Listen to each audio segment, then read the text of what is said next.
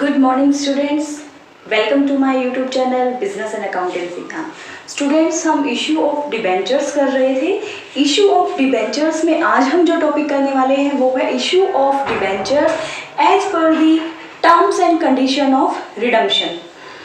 रिडम्पशंस क्या होता है स्टूडेंट्स? सबसे पहले मैं आपको ये बता देती हूँ कि रिडम्पशंस होता है repayment of any liability, any loan, whatever we have taken from the any financial institutions।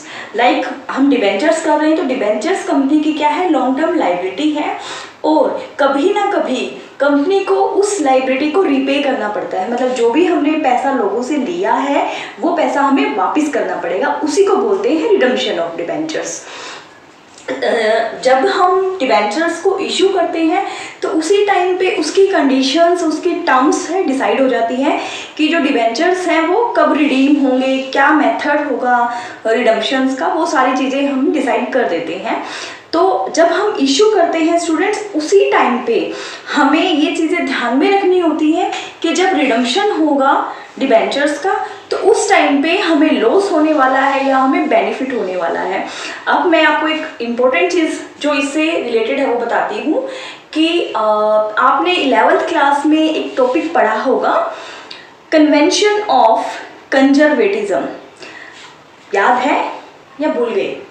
नहीं है तो मैं याद दिला देती हूँ। कन्वेंशन ऑफ कंजर्वेटिज्म क्या होता है? कन्वेंशन ऑफ कंजर्वेटिज्म के अकॉर्डिंग अगर इन फ्यूचर कंपनी को कोई भी लॉस होने वाला है तो उस लॉस की एंट्री जिस टाइम हमें ये बात पता चल जाती है कि इन फ्यूचर हमें लॉस होने वाला है तो उसी टाइम हम उसको अपनी बुक्स के अंदर एंटर कर लेते हैं ताकि उस लॉस को ध्यान में रखते हुए ही हम आगे अपनी बिजनेस एक्टिविटी करें। और अगर कोई प्रॉफिट होने वाला है तो एक्चुअल में जब वो प्रॉफिट होता है तभी उसको हम कंसीडर करते हैं। तो हमारा जो ये issue of debenture as per the terms and condition of redemption है, इसके अंदर वही प्रिंसिपल को हम फॉलो करते हैं। तो हमने अब से पहले जो इशू ऑफ डिबेंचर्स किया था उसमें हमने 3 तरीके से हम इशू ऑफ डिबेंचर्स कर सकते हैं, at premium, at par and at discount. लेकिन उस टाइम पे हमने रिडम्पशंस को ध्यान में नहीं रखा था, हमने ये नहीं देखा था कि रिडम्पशन कैसे होगा और हम इशू के टाइम्स उस रिडम्पशन का हमारे इशू पे क्या इम्पैक्ट आएगा वो सब हमने नहीं देखा था। तो वही आज हम इस टॉपिक के अंदर करेंगे। ये टॉपिक जो है कुछ स्टूडेंट्स को बहुत ज़्यादा कंफ्यूज करता है, लेकिन स्टूडेंट आई एम श्योर आपको बिल्कुल भी कंफ्यूजन नहीं होगी। ये वीडियो देखने के बाद आपकी सारी कंफ्यूजन दूर हो जाएंगी और आपको ये टॉपिक बहुत ही इजी लगेगा। तो स्टार्ट करते हैं। देखिए स्टूडेंट्स, आपका जो इशू ऑफ डिबेंचर्स होता है वो होता है at par, at premium and at discount, इसी तरह से होता है। अब इनको रिडीम करने के लिए हमारे पास दो मेथड हैं, मतलब 2 मेथड से हम रिडीम कर सकते हैं, at par and at premium. Discount पे डिबेंचर्स रिडीम नहीं हो सकते हैं स्टूडेंट्स, बिकॉज इसका बहुत ही सिंपल सा लॉजिक है कि आज मैं कोई डिबेंचर किसी कंपनी से 100 रुपीज़ का परचेज कर रही हूँ और इन फ्यूचर कंपनी मुझे बोले कि आप 100 की बजाय 90 ले लो, तो ऑब्वियसली मैं नहीं लूँगी और इवन कोई भी हो वो नहीं लेगा। एक तो 5 और 7, 10 ईयर्स के बाद हमें रिडम्पशन होती है डिबेंचर्स की और उसमें भी हम कम वैल्यू में उसको एक्सेप्ट करें तो ये नहीं हो सकता है। इसलिए लॉजिक सीधा सा यही है कि डिस्काउंट पे डिबेंचर रिडीम नहीं होते हैं। तो डिबेंचर्स को रिडीम करने के लिए हर केस में 2 ही मेथड हैं, at par and at premium. अगर प्रीमियम पे इशू हुए हैं तो भी सेम पार एंड प्रीमियम, और अगर एट डिस्काउंट इशू हुए हैं तो भी सेम पार एंड प्रीमियम। यही मेथड है स्टूडेंट्स हमारे पास।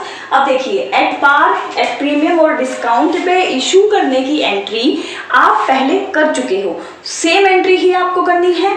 अब रिडम्पशन की एंट्री एट पार, पार और पार, इन तीनों केसों में एक जैसी ही रहेगी, चाहे इशू किसी भी मेथड से हुआ हो, लेकिन रिडम्पशन अगर एट पार हो रहा है तो कोई चेंज नहीं आएगा।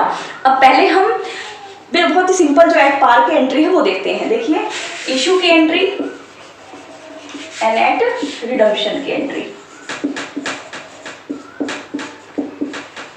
इशू के टाइम पे आपकी फर्स्ट एंट्री होती है bank account debit to debenture application and allotment account. First entry यही होती है और सेकेंड एंट्री होती है आपकी debenture application and allotment account debit to debenture account. बिल्कुल सिंपल एंट्री है स्टूडेंट्स। अब रिडम्पशन के टाइम अगर हम एट पार पे रीडिंग कर रही हैं तो एंट्री कैसे होगी? देखिए डिबेंचर हमारी क्या है? लाइबिलिटी है।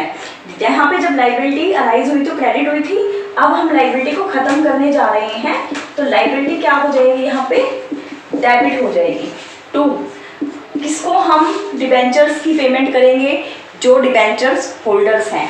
तो डिबेंचर्स होल्डर, यहाँ पे डिबेंचर होल्डर हमारे क्रेडिटर बन गए हैं इसलिए वो क्रेडिट हो जाएंगे डिबेंचर होल्डर। अब पेमेंट की एंट्री करेंगे तो पेमेंट रिसीव कौन करेगा? Debenture holder. तो एंट्री हो जाएगी debenture holder debit to bank account. Bank के थ्रू हम डिबेंचर होल्डर को पेमेंट कर देंगे। तो ये सिंपल केस में आपकी एंट्री होगी जब आपका रिडम्पशन एट पार हो रहा है, चाहे इशू कोई भी तरीके से हुआ हो, आपकी यही एंट्री होगी। तो स्टूडेंट इस तरीके से आपके जो ये जो केस हैं जो एट पार वाले हैं ये आपके लिए बहुत ही सिंपल है क्योंकि इशू की आपको इनकी एंट्री आती ही है और अगर एट पार पे रिडम्पशन है तो कोई लॉस नहीं हो रहा है हमें, तो ना कोई गेन हो रहा है, तो इसलिए ये एंट्री आपकी सेम रहेगी और इशू की एंट्री जैसे आप पहले करते थे वैसे ही रहेगी। लाइक ये हमारा पार का केस था और अगर प्रीमियम का होता तो यहाँ पे security premium reserve account add हो जाता और अगर डिस्काउंट पे होता तो यहाँ पे डिस्काउंट ऐड हो जाता, discount loss on issue of discount debit हो जाता। तो ये सिंपल आपके तीन केस तो बहुत ही सिंपल है जो आप बहुत ही इजी मेथड से कर सकते हो। अब स्टूडेंट्स मेन जो आपके टॉपिक हैं par premium, premium premium and discount premium, इनमें आपको ध्यान देने की जरूरत है। तो इनके अंदर एंट्री कैसे होगी हम वो देखते हैं। देखिए फर्स्ट केस है issue at par and redemption at premium. तो स्टूडेंट्स इस केस में कैसे हम एंट्री करेंगे? आपकी first entry bank account debit to debenture application save रहेगी। मान लो हमने एट पार इशू किया है, अब हमारा रिडम्पशन जो है वो प्रीमियम पे है। अब देखिए स्टूडेंट्स कोई डिबेंचर्स जो आपने सपोज 100 रुपीज में आपने उसको इशू किया था और रिडम्पशन आप उसको कर रहे हो 110 में, तो यहाँ पे 10 रुपीज का हमें क्या हो रहा है? लॉस हो रहा है। तो इसी लॉस को हमें कंसीडर करना है यहाँ पे। तो जब हम ये इशू की एंट्री करेंगे फर्स्ट एंट्री सेम रहेगी, सेकंड एंट्री के अंदर आपका चेंज यहाँ पे जो आएगा वो आ जाएगा loss on issue of debenture, क्योंकि लॉस हमारा क्या होता है? डेबिट होता है और हमें पता है कि हमें रिडम्पशन के टाइम पे 10 रुपीज का लॉस होने वाला है। इसको हम आज ही अपनी बुक में एंटर कर लेंगे टू डिबेंचर टू। अब हम प्रीमियम पे इसको रिडीम करने वाले हैं। अब स्टूडेंट जब हम इशू के टाइम पे अगर हमारा प्रीमियम होता था तो वो जाता था सिक्योरिटी प्रीमियम रिजर्व अकाउंट में, लेकिन यहाँ पे हमारा जो प्रीमियम है वो रिडम्पशन का है। इसको हम सिक्योरिटी प्रीमियम रिजर्व में बिल्कुल भी नहीं डालेंगे क्योंकि इशू के टाइम पे जो प्रीमियम होता है वो हमारे लिए गेन होता है, बेनिफिट होता है, लेकिन ये हमारे लिए लॉस है और ये हमारी एक्चुअल में लाइबिलिटी है। तो इसलिए इसको हम डालेंगे प्रीमियम ऑन रिडम्पशन अकाउंट में। तो यहाँ पे डाल देंगे इसको हम प्रीमियम ऑन रिडम्पशन अकाउंट के अंदर। अब मान लीजिए हमारा 100 का डिबेंचर्स था, तो हम 10 रुपीज़ में इसको 10 रुपीज़ प्रीमियम पे रिडीम करने वाले, तो 10 रुपीज़ का हमें लॉस हो जाएगा। 100 रुपीज़ हमारे डिबेंचर्स की नॉमिनल वैल्यू है और 10 रुपीज़ हमारा प्रीमियम और रिडम्पशन का है। अब ये तो आपकी हुई इशू की एंट्री। अब रिडम्पशन पे इसका क्या इम्पैक्ट पड़ेगा, यहाँ पे हमने डिबेंचर्स को क्रेडिट किया है, साथ में प्रीमियम और रिडम्पशन को क्रेडिट किया है, तो वहाँ पे जब हम डेबिट करेंगे तो इसके साथ हम डेबिट कर देंगे प्रीमियम और रिडम्पशन को।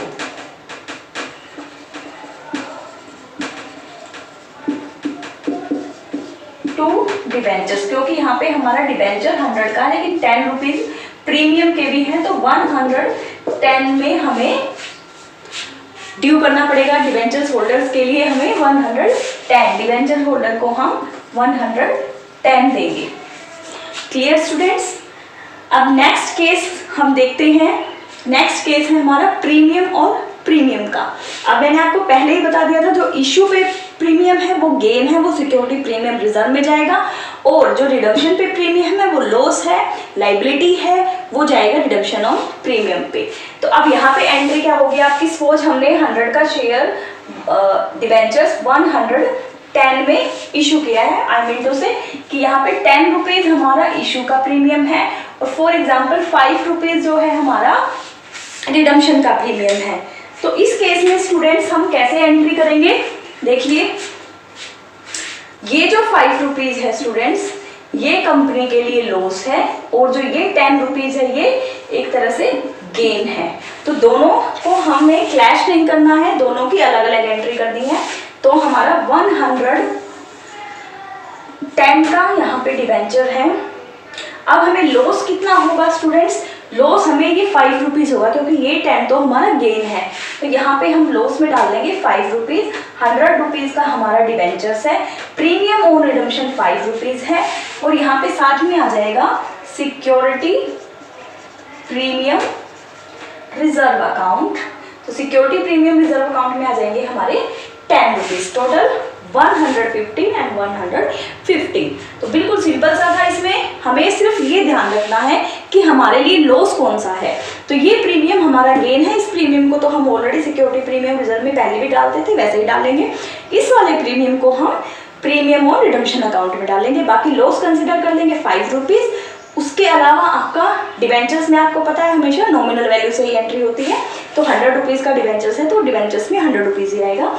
ठीक है, इसके बाद ये वाली जो एंट्री है वो सेम रहेगी, बस यहाँ पे स्लाइटली डिफरेंट ये है कि यहाँ पे प्रीमियम जो है वो 5 रुपीज़ का है, तो यहाँ आ जाएंगे 105। ठीक है स्टूडेंट्स, बिल्कुल सिंपल। अब थर्ड केस देखते हैं कि इशू डिस्काउंट पे है और रिडम्पशन प्रीमियम पे है। यहाँ पे कंपनी को डबल लॉस हो रहा है, क्योंकि डिस्काउंट पे इशू हो रहा है, ऑलरेडी लॉस है कि 100 का डिबेंचर्स हमें 90 में मिल रहा होगा, और उसके बाद उसका रिडम्पशन प्रीमियम पे है, तो डबल लॉस हो रहा है। तो इसके अंदर एंट्री कैसे करेंगे स्टूडेंट्स हम, फर्स्ट एंट्री मान लो कि हमारा जो डिबेंचर्स है वो हमने डिस्काउंट पे इशू करा है 10 रुपीज़, और 10 रुपये प्रीमियम पे ही हम उसको रिडीम कर रहे हैं। तो हम एंट्री कैसे करेंगे, देखिए हमें यहाँ पे फर्स्ट जब हम इशू करेंगे तो हमें 90 रुपीज़ मिलेंगे सिर्फ, क्योंकि हमने उसको 10 रुपीज़ डिस्काउंट पे इशू कर दिया। अब उसके बाद सिक्योरिटी प्रीमियम रिजर्व में हटा देती हूँ, क्योंकि हमारा तो डिस्काउंट पे इशू है। अब स्टूडेंट्स यहाँ पे हमारा लॉस कितना हो रहा है, 10 + 10 20 रुपीज़ का हमारा लॉस हो रहा है। 90 रुपीज़ में ड्यू होगा, हमारा लॉस हो रहा है 10 डिस्काउंट + 10 प्रीमियम, तो 20 रुपीज़ का हमारा लॉस होगा। 100 रुपीज़ हमारे डिबेंचर्स की नॉमिनल वैल्यू है, डिबेंचर्स में याद रखना हमेशा 100 ही आएगा, और रिडम्पशन का जो प्रीमियम है वो है 10 रुपीज़, तो ये हमारा 110 ईच साइड। तो इस तरह से ये आपको देखना है कि लॉस यहाँ कितना था, तो लॉस हमारा 10 और 10 20 रुपीज़ का था। प्रीमियम जो है रिडम्पशन का वो हमेशा प्रीमियम और रिडम्पशन अकाउंट के अंदर डालना है स्टूडेंट्स। अब यहाँ पे सेम है, एंट्री सेम रहेगी, जस्ट यहाँ पे आपका चेंज हो जाएगा 110 110 110 से हम पेमेंट करेंगे डिबेंचर्स होल्डर्स को। तो स्टूडेंट बिल्कुल सिंपल है। ये जो केस है आपके, ये तो मैंने बताए हैं, तो बहुत ही सिंपल है। इशू की एंट्री आपको पहले जैसे आप करते थे। इन केसेस में अगर आपका रिडम्पशन एट पार हो रहा है तो आपको बिल्कुल सिंपल तरीके से एंट्री करनी है, जैसे आप इशू की पहले करते थे, और रिडम्पशन की एंट्री भी एट पार पे होगी बिल्कुल सिंपल तरीके से।